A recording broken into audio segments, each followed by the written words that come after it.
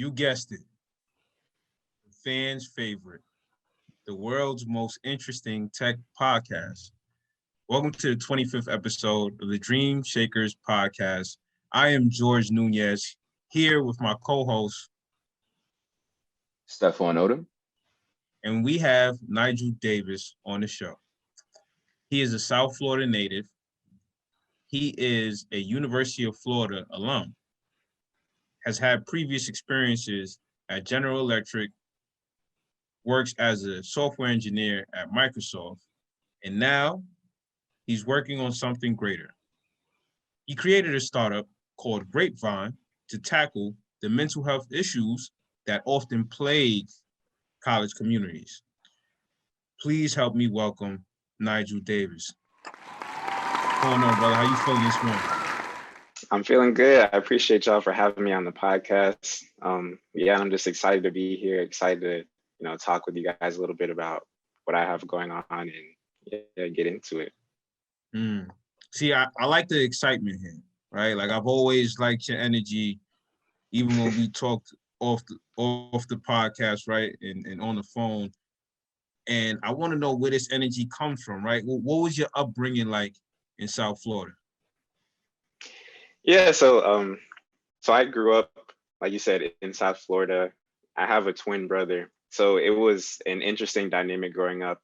Everything was kind of, everything was happening simultaneously. So we had these kind of three identities of, academics, good in school, sports, and then music. So I think the energy just came from I was always doing something and I was always trying to push. So whether that's pushing in the classroom to get better grades, pushing on the football field to excel more, or pushing with music. I ended up playing music like somewhat professionally by the time I ended high school, but it was just like always pushing to achieve, the next level of something and not being complacent. So I think that, has carried me through to college and carried me through to now. And the energy just comes from like, I'm excited to go get it, like get up and grind, and thankful that I have, another day to go do that. So I think that's kind of where the energy stems from. So that connection to a community, family has definitely had lasting impacts on you and currently how you carry yourself in these settings. Building off of some of that early inspiration, what convinced you that a degree in computer science and engineering would be the right path? And when were you first introduced to tech? Yeah, that's a really good question. So I did not go into college thinking that engineering was going to be what I wanted to do. I actually didn't even really know what it was when I started college. So I guess from a younger age, if you're good at math and science, like the direction that was offered to me is like, oh, be a doctor. So that's what I wanted to do for a really long time. That was like, the STEM specialty, be a doctor. So when I was in 10th or 11th grade for a summer, I went to this like medical school camp, and they had us actually like talk to people who are in med school and people who are doctors. And they were just talking about how long the road was in terms of like the 12 years of school and you do residency and all that. And I was like, I don't know if I could, go through all that.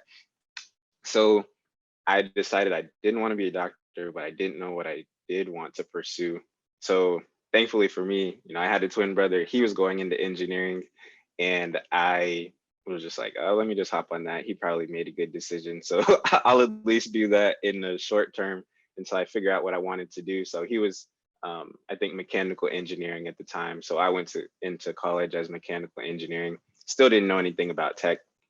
But during my freshman year, I noticed that Twitter, Apple, Microsoft, Facebook, they were always recruiting at my school, but they were looking for computer science majors. And I was like, dang, I'm mechanical. Like, y'all don't want me. Like, I can't do anything over there. So I ended up minoring in computer science. And when I did my first internship at General Electric, I got hands-on experience with the mechanical stuff, but I really enjoyed the computer science aspect. So I got my way onto this project, or I kind of made it up for myself, where I got to write this script for a metallurgist on our team who was doing costing for different elements.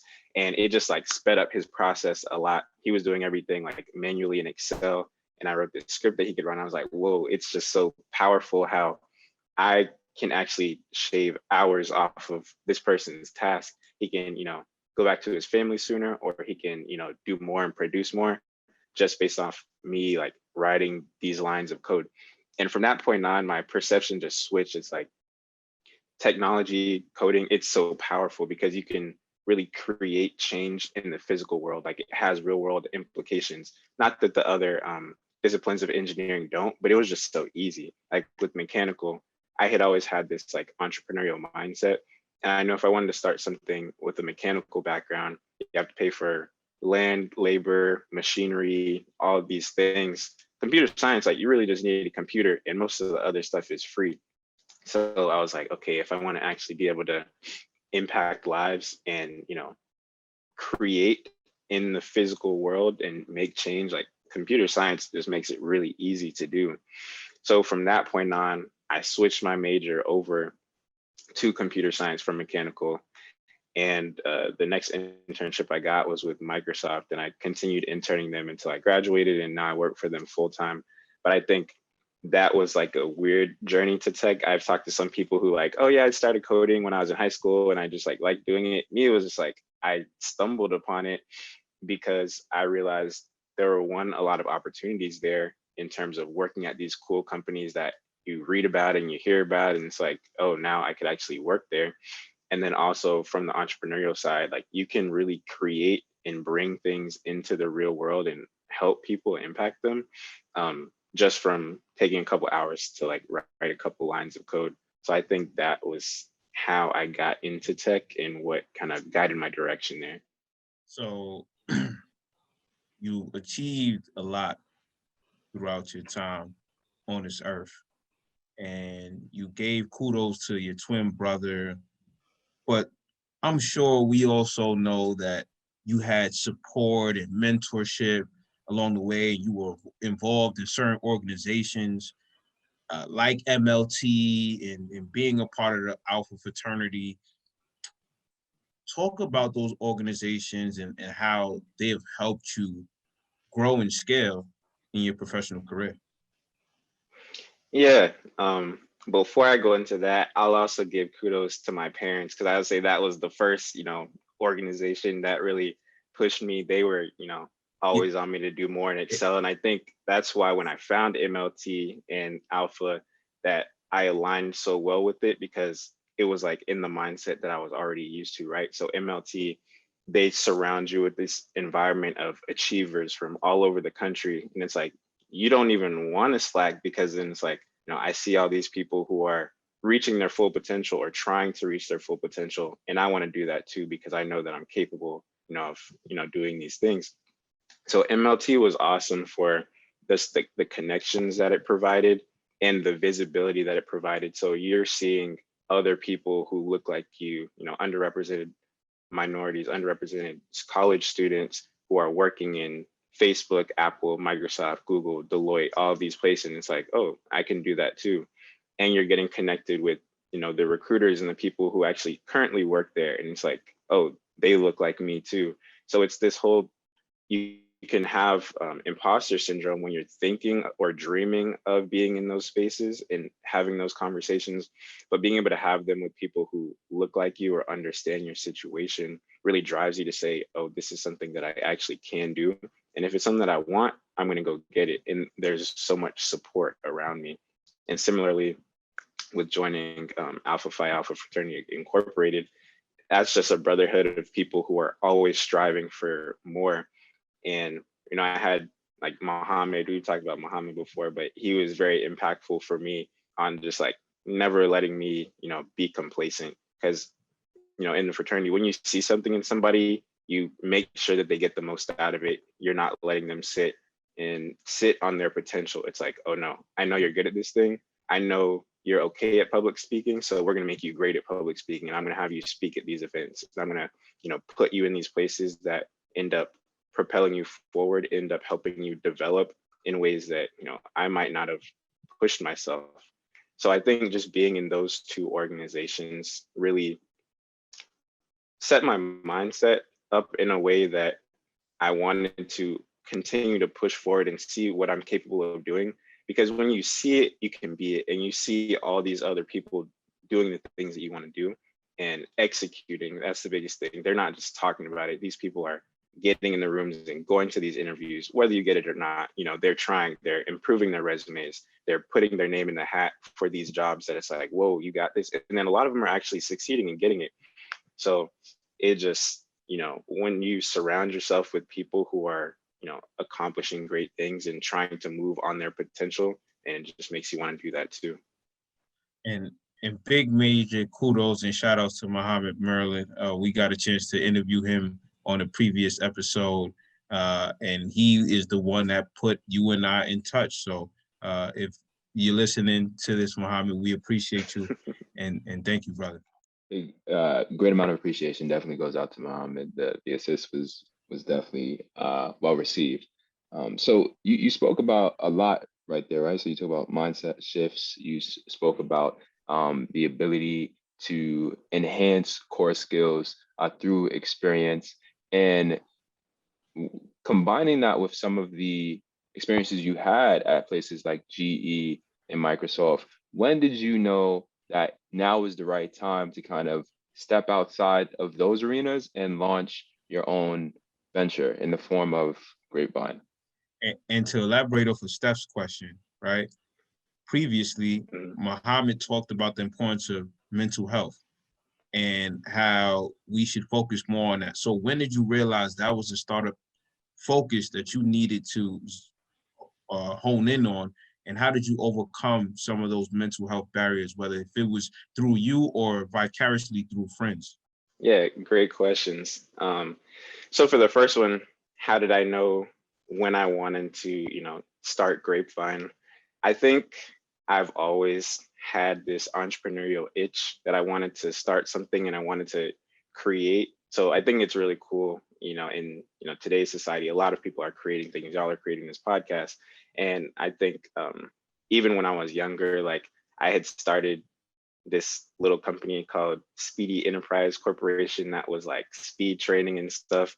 And even before Grapevine in college, I had this like website company called Instant Designs, but there were just like a lot of lessons learned through starting those things. The one prior to Grapevine, it was like, okay, if I'm not doing something that I'm extremely passionate about, I'm going to give up on it because, you know, the money is not going to fuel me enough to do these things I don't like doing. If the impact is not, you know, what I want my legacy to be or what I want to leave my mark as, then I'm not going to do it. Because as you guys know, you know, creating anything involves a lot of consistency and dedication. And if you're not passionate about what you're doing, it's hard to, you know, bring yourself every day, every week, every month to be consistent in that arena. So with Grapevine, I found that solving the problem of, initially it started off trying to help college students just create their best college experience, because I felt like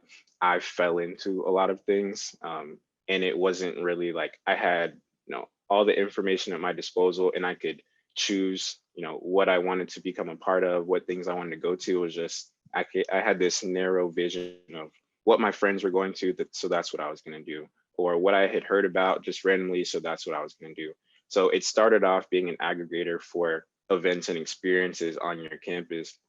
We got into the mental health component when we realized that there was this larger problem, and especially for underrepresented students on college campuses, if you're not getting integrated into those spaces where you feel safe and you feel included, then that can result in a lot of alienation and isolation that then turns into anxiety, depression. Students end up dropping out, students end up transferring because they don't feel like they can do it. And a lot of us have gone through that. I went through that my first and second year of college. And it wasn't that I didn't think I was smart enough. It was just like, I didn't think I belonged at this school. So being able to create a platform that not only lets college students know what all is available to them, but can direct them to those spaces where they will feel the most heard, included, and seen. That was something that's a mission that continues to drive me. So talking back about, you know, passion and how do you stay consistent on these things? If the finish line, if the North Star that you're shooting for is something that you personally find very valuable, I think it's made it super easy to continue getting up every day, every week, every month, and pursuing this goal and pushing, because there are people who I feel need this platform and need something like this. Because I know I did when I was in school, and if I would have had something like this, then maybe I don't go through some of those challenges. Talking about mental health on college campuses, because of the increase in prevalence of talking about mental health, a lot of people are realizing that they're going through things, anxiety, depression, that they didn't know they were going through. And the counseling and wellness centers have become like overwhelmed with the number of students who are, trying to get in for appointments. So in the less severe cases, I'm thinking, okay, how can we, help resolve some of these challenges that it's like, I just, feel isolated. If we can help get you included in something, will that, help a little bit? If you feel like you're alienated, like you don't belong here, if we can find that space where you do belong, maybe you don't have to go make that appointment with the counseling and wellness center now, because we've alleviated some of the, lower level challenges that you're facing. So college students really have a lot on their plate already, especially underrepresented college students. So anything that, I can do or create to alleviate some of those challenges. I can't take away that school is difficult and you got to study and all that stuff, but school is hard enough without the additional challenges of, I don't feel like I belong here. I don't feel like I'm good enough. I don't think that, this is the place for me. So that's kind of where Grapevine stemmed from. Yeah, you touched on a lot of great points there, and we appreciate the explanation. You are currently the founder and CEO of Grapevine, and also working full time as a software engineer at Microsoft. How have you been able to effectively balance the responsibilities of both roles? Because, well, three roles, right? So founder, CEO, and software engineer. So how have you been able to manage it all? I think it's been really tough at times, like just being transparent, because you have competing priorities from different places at different times. And it's like, how do you, balance all of those things? I think it helps me to be organized, and I get up early in the morning so I can kind of set my day. And I know, okay, if I hit these marks, then I'm going to get everything done. But you don't always feel like, when you wake up in the morning, you don't always feel like going and doing all those things. So I think the main driver is, okay, in each of these arenas, what is pushing me to get up in the morning and actually go do this? So for Microsoft, it's the fact that, I'm working on products that impact millions of people, and they go out to an enormous scale. And it's like, okay, that's exciting for me to work on. I can get up and I can do those things. For Grapevine, it's like I talked about, college students who are using this platform can see a benefit from it, and they're having a better experience. So it's less so about, because the time management thing, you can plan for anything and you can figure that out. But when it gets time to actually go do the work, it's like, what's going to drive you to actually go sit for 2 hours and write this code, or sit for 3 hours looking through, legal documents and actually reading through it and having back and forth with lawyers and people like that. So I think that all of it revolves around, making sure that you're doing something that you're passionate about. And so even when it does get difficult, when it does get emotionally draining, physically draining, you're like, okay, but I know why I'm doing this, so I can get up and do it again tomorrow. Because a lot of days that I've had have been, pretty tough emotionally. But I think just knowing why I'm doing these things and why I continue to push forward, that makes it a little easier to get up the next day and go do it again. Being able to have the ability to come to terms with that, right? To come to terms with that reality day in and day out. What has been the key differences that you've noticed in this journey with Grapevine, right? In regards to progress, how has the company been able to scale over time, and how has that impacted the level of tasks, responsibilities you and your team have had to manage? And in addition to that point, what were the effects of COVID? Last year was a historic year in a lot of regards. And how has that impacted your company, and also the level of involvement you've had at Microsoft in regards to remote work? Yeah, so that's really good. For the first one, how are we able to scale? I think this journey has been extremely interesting for me and extremely rewarding because like I don't have a background in business at all. And I didn't know anything really about running a company. So it was a lot of like, taking hits over the head every day. And it's like, okay, now I know how this works though, and I can go forward and understand it. So at the beginning, I started off as, a software engineer who made this product. And then now it's trying to turn that into a business rather than, okay, we have a business idea, it's a proposal, whatever we think it'll work. Now let's, create the product. So it was kind of backwards in that sense. And getting from, point A to point B just involved a lot of, failures, a lot of learning. And I think now I've been able to grow a lot in terms of confidence in my own decision making, because at the beginning I was holding myself back by the thought of like, I don't really know what I'm doing. I don't have an MBA. I don't, I haven't done this. This isn't what I went to school for. But now it's like, okay, a lot of people are just playing it by ear. You're still reading, you're still researching, you're making the best decisions possible. But even people with those backgrounds, like you can still make a wrong decision. So taking that stress off and saying, I'm just going to do what I feel like is best for the company. So that was good. We've been able to scale recently, just understanding that, moving forward, it's going to be a lot of talking to customers, talking to users, seeing what they want.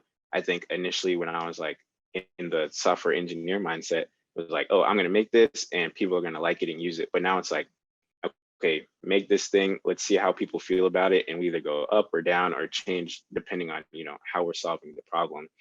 COVID made that very difficult, as you can imagine.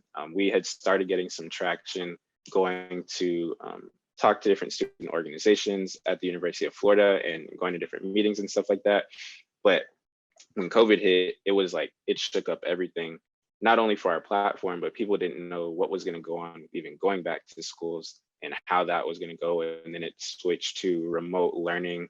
So then the on-campus activities had kind of ceased for that whole, the rest of the school year, and then, the next school year.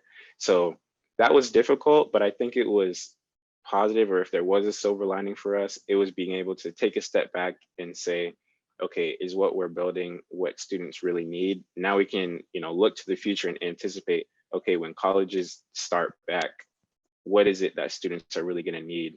And okay, we have this whole time to talk to students in between now and then to figure out, okay, how can we adjust this product to really fit the needs of students who are starting back in school?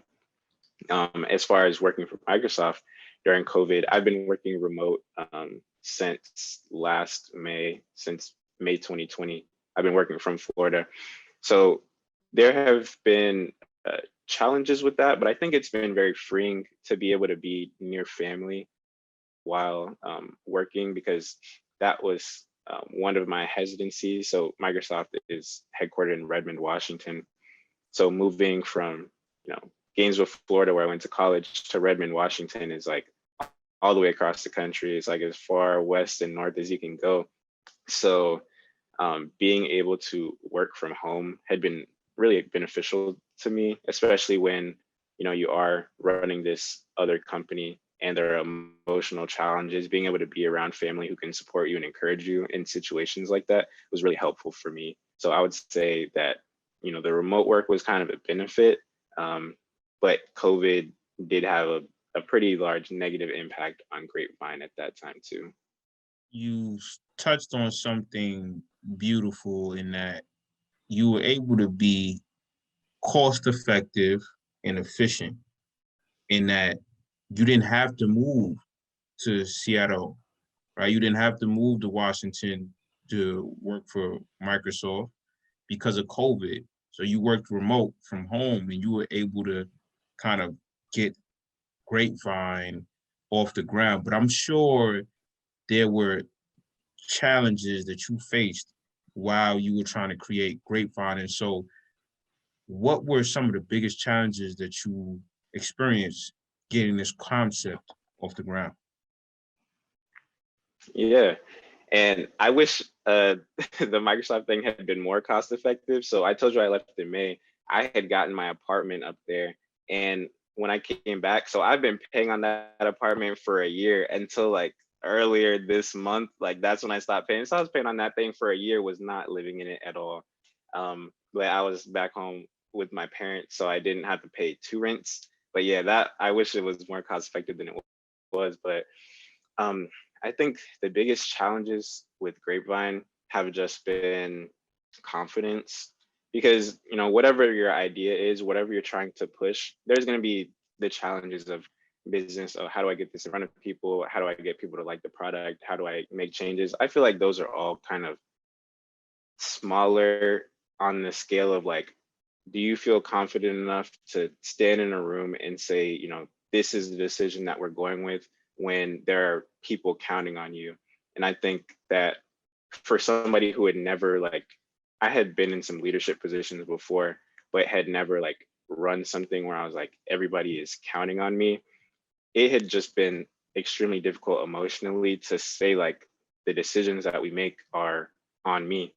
And if we make a wrong decision or we make a wrong misstep, that's on me. And I wasn't putting the blame on anybody else. Can't put the blame on students for not using it. Can't put the blame on whatever. It's like, all right, I'm not making the right decision. So I think the hardest part was the type of person that you have to become to lead a company and move a company forward, because the hardships come daily. There's always something.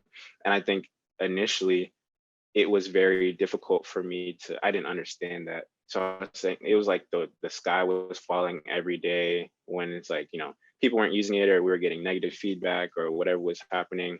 And I was like, we just can't do anything right. But now it's like, okay, let me take that feedback. Let me take the sky that's falling, and I'm gonna, turn that into something else, turn it into something positive, because the sky is gonna fall every day. So how do I take this situation and use that to propel us forward? Because I think negative things happening is still better than nothing happening, because it's like, okay, somebody's telling us something that we can use this to direct us forward or direct us in a different way and continue to make progress. But I think initially it was just a challenge of like, why is this so hard? You don't realize how hard it is until you're in it. And you think, oh, people should just, like your stuff and listen to your stuff. But anybody who's, created something knows that you put it out, and then it's like work to make your product better, to make more people see it, to, help get visibility. All of those things are challenging. And it's like, you work at those things every day, constantly. So I think I listened to this thing. It was a guy who's a multimillionaire, and he was saying, getting to your first million is extremely difficult, but getting from the first million to the second million is almost inevitable. And he was saying that's because to get to making $1 million, you have to become the type of person that, can make $1 million. And by the time you get there, you're already that type of person. So making the second million isn't as difficult.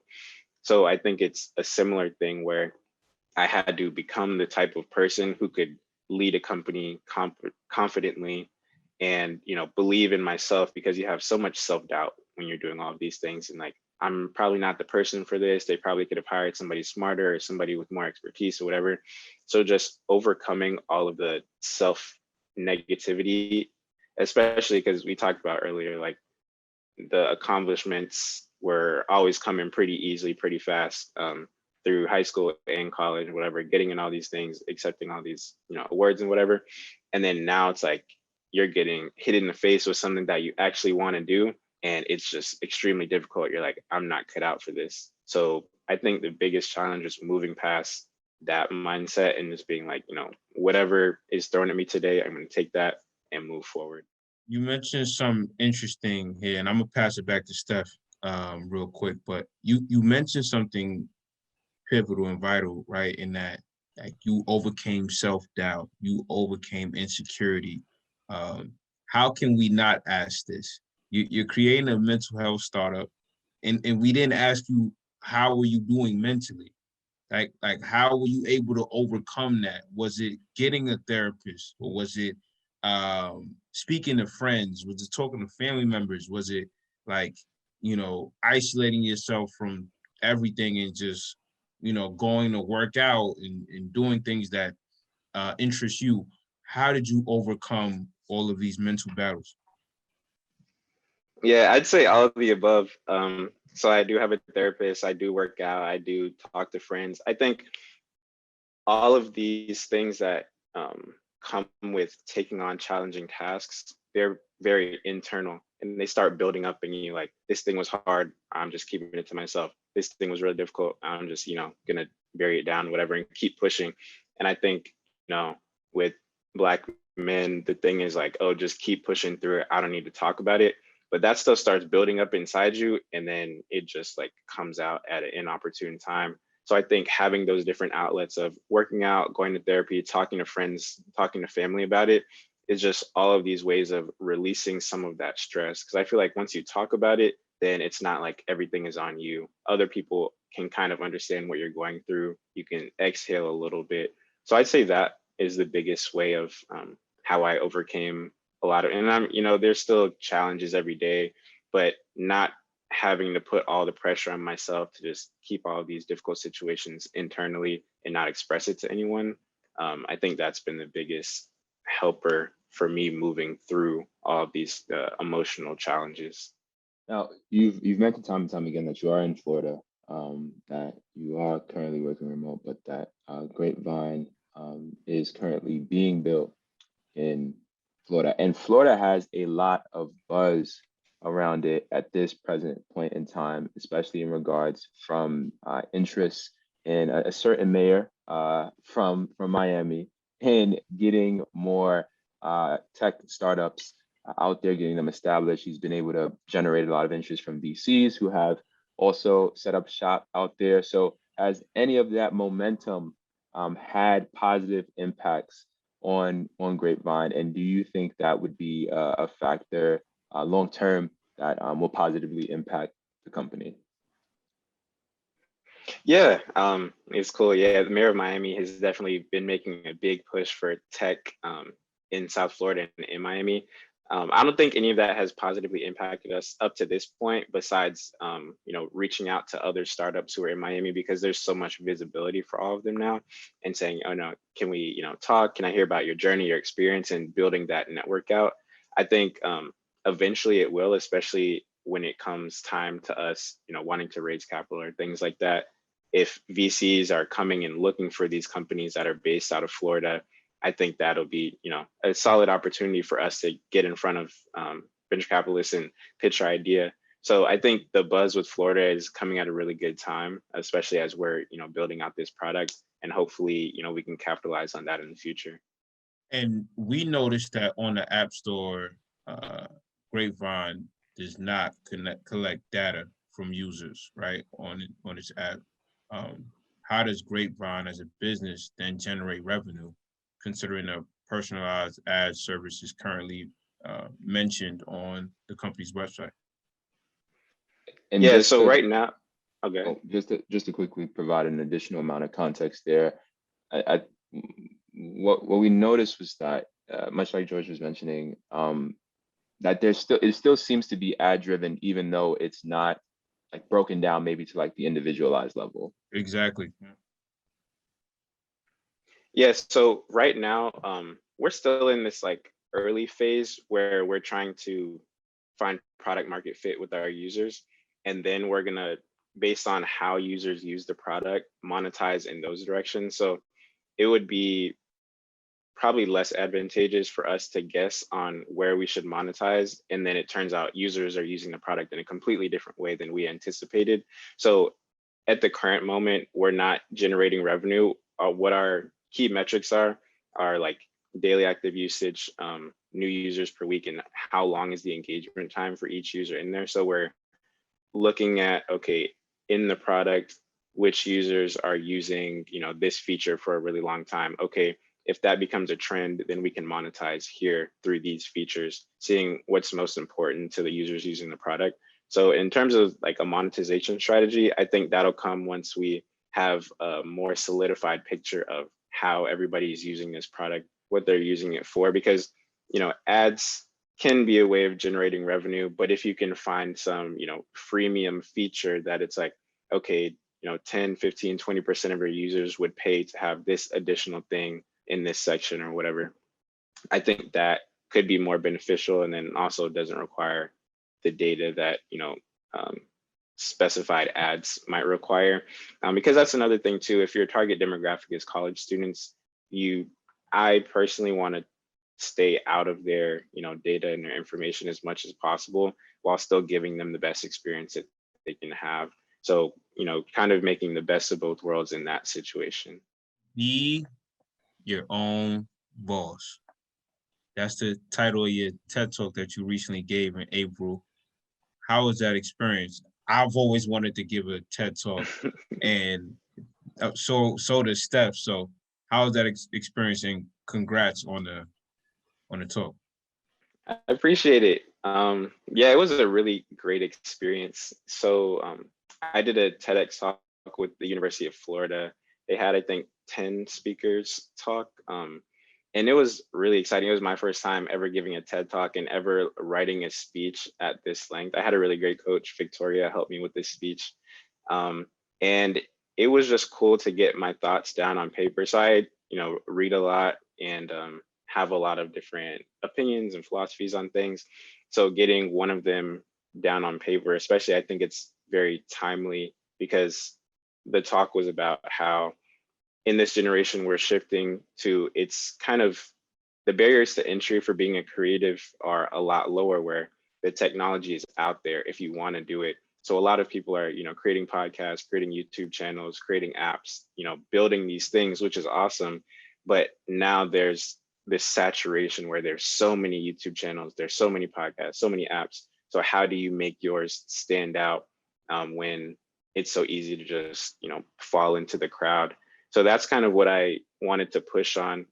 And I got the idea from, I was reading this book about Netflix called No Rules Rules.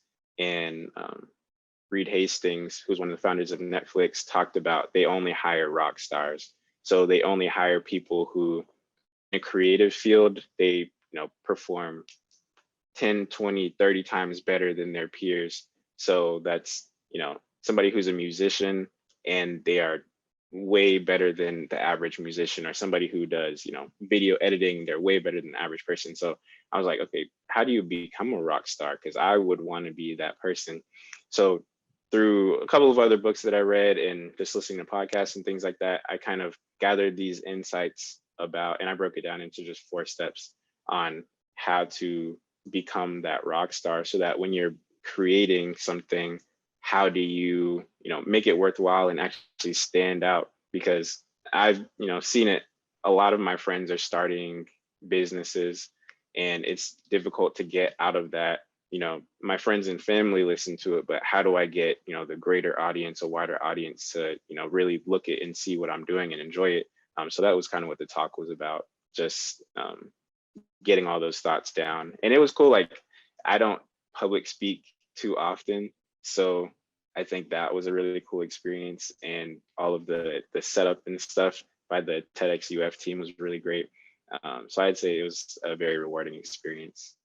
Well, you provided a immense amount of insight on this episode. We definitely appreciate you dropping by. And now we are currently at our final question of today, and this will provide you the opportunity to provide one last round of advice, feedback, and insight to our audience. So here at Dream Shakerz, we are all about paying it forward, right? So what are 3 pieces of advice that you would give your younger self?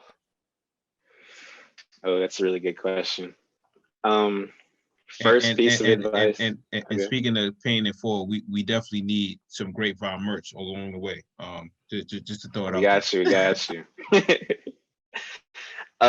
Okay, 3 pieces of advice I'd give to my younger self. One is know that you're valuable. I think even with like the achieving a lot type thing, I had, a lot of struggles with like self-worth, and, getting these accomplishments doesn't necessarily like make you feel better. That self-worth comes from, internally. So it's like, you are valuable regardless of if you're, working for Microsoft, or if you're, watching Netflix all day. Like, that doesn't determine your value. That just comes from within you. So I think that's the first key. I would say the second one is that, going off the beaten path can be really valuable. And that's one thing that I've kind of held with me. Like, if everybody is going in one direction, like, I might probably look at a different direction to go, because that means everybody's going to get those same results. And I kind of, if I want to stand out or you want to be different than everybody, you can't do the same things as them. So I kind of have tried living that with waking up early, going to the gym in the morning, doing the things that people aren't willing to do, staying up, working on your thing, your product or your business or whatever, because if you do what everybody else is doing, you're going to get the same results that everybody else gets. So that's the second piece of advice. Third piece of advice is take your work seriously, but don't take yourself seriously. Because I think taking yourself too seriously just puts all this pressure, like, oh, the sky is falling, everything is like crashing around me. And I think taking yourself too seriously, like, can definitely result in a lot of mental health challenges. So it's like, have fun with it. What you're doing is important, and, don't play around with the work. But if you try your hardest and you're pushing on something, then the results, are what the results are. You keep moving on it, but don't, take yourself too seriously and just tie your identity to what you've accomplished or the results. Like, work hard, but play hard too. And with that, that concludes the 25th episode. We appreciate you, King, for stopping by and dropping all the gems and the jewels. And now it's on us and for the audience to put this all into action. But yeah, we couldn't have made this episode a delightful one without you. So appreciate you. We definitely hope to invite you back to the pod for future episodes, and keep doing your thing. We look forward to seeing more updates and more success with Grapevine. For sure. I appreciate y'all for having me. This is real cool. Thank you.